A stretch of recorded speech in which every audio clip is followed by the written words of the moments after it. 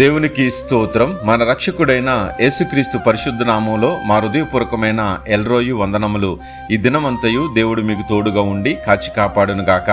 ఈరోజు దేవుని వాగ్దానం యోహాను సువార్త 6వ అధ్యాయము 37వ వచనం. నా యొద్దకు వచ్చు వానిని నేనెంత మాత్రమును బయటకు త్రోసివేయను. ప్రియ దేవుని బిడ్డలారా, ఆయన దగ్గరికి ఎందుకు పిలుస్తున్నాడంటే, ఎందుకు వెళ్ళాలంటే తండ్రి చిత్తాన్ని నెరవేర్చడానికి కుమారుడు పరలోకం నుంచి దిగివచ్చాడు. ఆయన దగ్గరికి మనము కూడా దేవుని చిత్తాన్ని నెరవేర్చడానికి ఆయన దగ్గరికి పిలుస్తున్నాడు. అందుకే అంటున్నాడు, జీవాహారం నేనే, నా యొద్దకు వచ్చేవాడు ఏ మాత్రము ఆకలిగొనడు, నా యందు విశ్వాసం ఉంచువాడు ఎప్పుడునూ దప్పుకొనడు. కాబట్టి మనం ఆయన మీద ఎంత విశ్వాసం ఉంచుతామో ప్రతి ఒక్క విషయంలో మనల్ని ఆశీర్వదిస్తాడు, కాపాడుతాడు. కానీ ఈ రోజుల్లో మన జీవితం ఏమైపోతుందంటే, క్షయమైన ఆహారం కొరకు కష్టపడుతూ ఉన్నాము. క్షయమైనది అంటే జీవిత అవసరాల కోసం దేవుడి దగ్గరికి వెళ్తా ఉన్నాము.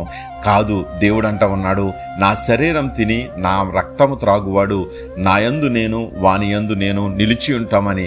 దేవునితో నిలిచి ఉండటానికి, ఆయన పరలోక రాజ్యములో మనం జీవించటానికి, నిజమైన ఆహారం తినటానికి ఆయన మనల్ని పిలుస్తున్నాడు. కాబట్టి అక్షయమైన ఆహారం కొరకే మనం ఆయన దగ్గరికి వెళ్ళాలి. అక్షయమైనటువంటి నిత్య జీవం కొరకే మనం ఆయన దగ్గరికి వెళ్ళాలి. ఆత్మల కోసం, ఆత్మల రక్షణార్థమై మనం ప్రయాసపడాలి. దేవుని దగ్గరికి వెళ్ళేది అనేకమైనటువంటి ఆత్మలను రక్షించి ఆయన దగ్గరికి తీసుకువెళ్ళాలని, ఆయన చిత్తం మనం నెరవేర్చాలని.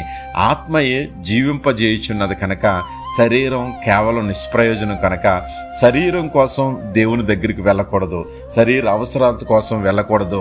ఆయన ఏ అవసరాలతో వెళ్ళినా త్రోసి వేయకోకుండా ప్రేమిస్తున్నాడు, మనల్ని ఆదరిస్తున్నాడు, చేరదీస్తున్నాడు. కాబట్టి మన సమయం ఎప్పుడు వస్తుందో తెలీదు, రాకడా. కాబట్టి మనం ఆయన క్షయమైన వాటి కోసం మనం కాకుండా అక్షయమైన దానికోసం వెళ్ళి ఆశీర్వాదం పొందుదాం. అట్టి కృప దేవుడి దయచేయను గాక.